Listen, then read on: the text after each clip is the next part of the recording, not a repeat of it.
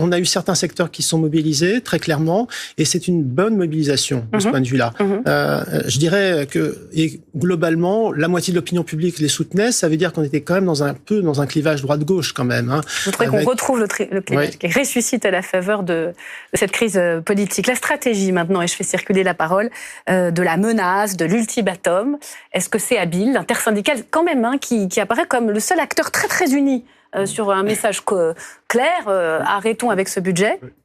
Je termine ma question, comment vous la jugez cette stratégie? Est-ce que c'était malin de laisser 5 jours, avec évidemment la menace d'un nouveau mouvement? Est-ce qu'au contraire c'était un baroud d'honneur et le risque de ne pas forcément être suivi dans la rue? Alors, il est clair que, normalement, dans les mouvements sociaux, il y a une dynamique. Hein, et donc, si les choses s'enclenchent, on n'attend pas 5 jours pour après redémarrer. Donc, pour moi, c'est un compromis, la position qui est là. Et le discours très ferme de M. Vacheron ne doit pas cacher cela, entre des syndicats qui sont quand même sur des positions extrêmement diverses.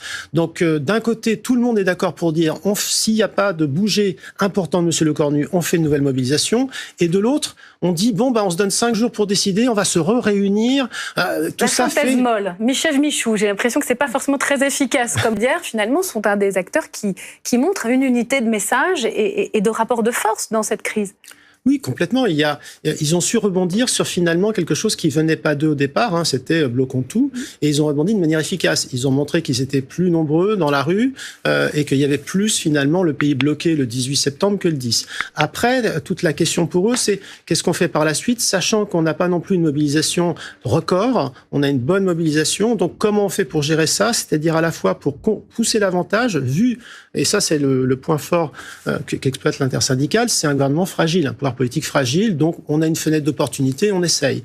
Maintenant, ils sont dans ce jeu de contraintes, hein. Ils ne pourront pas tout obtenir.